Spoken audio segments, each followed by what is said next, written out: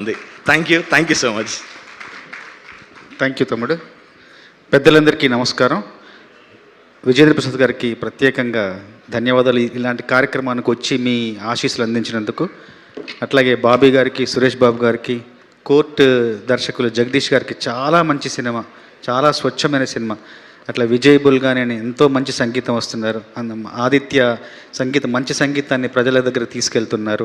అట్లాగే నాని గారి అక్కయ్య గారు, తర్వాత పిల్లలిద్దరు రోషన్, శ్రీదేవి కోర్టులో ఎంత సహజంగా నటించారో మళ్ళీ అంతే గొప్పగా నటించే అవకాశం ఉన్న కథనం ఈ సినిమాలో ఉంది. తప్పకుండా స్వచ్ఛమైన మీ నటనకు సహజమైన కథ తోడైతే మరింత గొప్పగా రాణిస్తుందని మనస్ఫూర్తిగా భావిస్తున్నాను. శ్రీవిష్ణు గారు ఎంతోమంది కథానాయకులు సినిమా పరిశ్రమలో ఉన్నా కూడా ప్రత్యేకంగా మీదంటూ ఒక మార్గాన్ని, మీదంటూ ఒక శైలిని ఏర్పరచుకొని మీరు అందరి అభిమానాన్ని చూరగొంటున్నారు.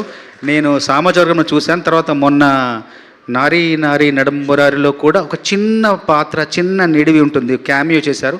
దాంట్లో కూడా మీదంటూ ఒక ప్రత్యేకతను మీరు చాటుకున్నారు. అట్లాగే మీ డైలాగ్ డెలివరీ, మీ సంభాషణ చాతుర్యం చాలా బాగుంటుంది. సతీష్, నీకు మంచి భవిష్యత్తు ఉంది సతీష్. నువ్వు పాటలు రాయించుకునేప్పుడు నువ్వు చెప్పే విధానం, మాకు ఆ కథనంలోకి మేము వెళ్ళే విధానం, ఆ లోతుల్ని స్పృశించడానికి నువ్వు చెప్పే విధానం చాలా బాగుంటుంది. మనస్ఫూర్తిగా నీకు నా అభినందనలు. తప్పకుండా మంచి భవిష్యత్తు ఉంటుంది. అట్లాగే వేణుబెక్కం గారు, మనస్ఫూర్తిగా మీకు ధన్యవాదాలు. ఇలాంటి సినిమాను తీసే అవకాశం ఆ దర్శకుడికి ఇప్పించినందుకు. కోన గారు, ఇప్పుడు తమ్ముడు చెప్పినట్టుగా ప్రచారం, ఎంత పెద్ద సినిమా అయినా, ఎంత చిన్న సినిమా అయినా ప్రచారం లేకుంటే సినిమా లేదు, ప్రజల దగ్గరికి వెళ్ళట్లేదు. మీరు ఈ సినిమాకు చేసిన ప్రచారం ఎంత గొప్పగా ఉందంటే సినిమా చరిత్రలో ప్రచారానికి ఇది ఒక ఉదాహరణలాగా ఉంది. అయితే ఒకటి ప్రచారం ఎంత చేసినా కూడా సినిమా చేరువవుతుంది, కానీ అందులో ప్రతిభా నైపుణ్యాలు ఉంటేనే సినిమా గొప్పగా ఉంటుంది.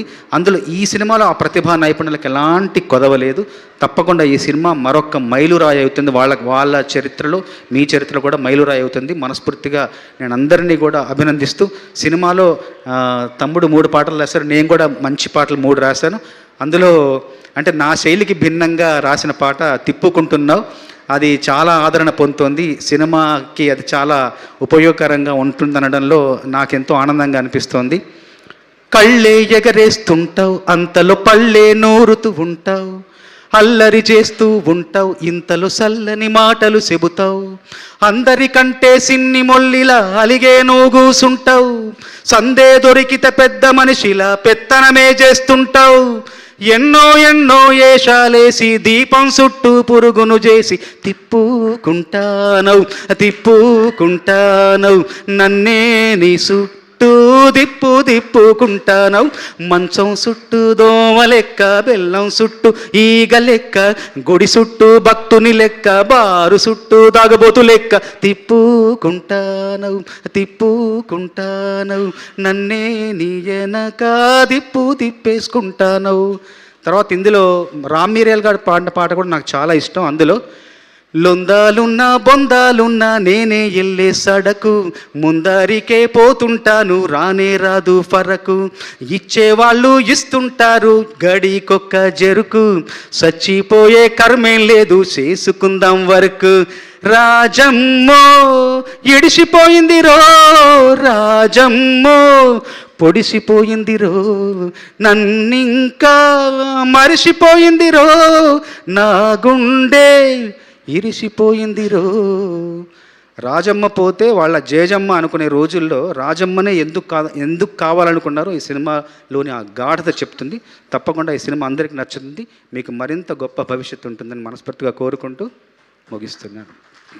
ఆ మ్యూజిక్ ఇన్స్ట్రుమెంట్ ఏమైనా ఒకసారి మీరు ఈ పాట వద్దులేండి. అట్లాగే ఈ సినిమాలో నటించిన యోగిత గారు, తర్వాత ఏబిఎస్ గారు, శాంతి గారు, ఏబిఎస్ గారు కూతురు ఆవిడ, మీ ఇద్దరు కూడా ఉజ్వలమైన భవిష్యత్తు ఉంటుందని కోరుకుంటున్నాను.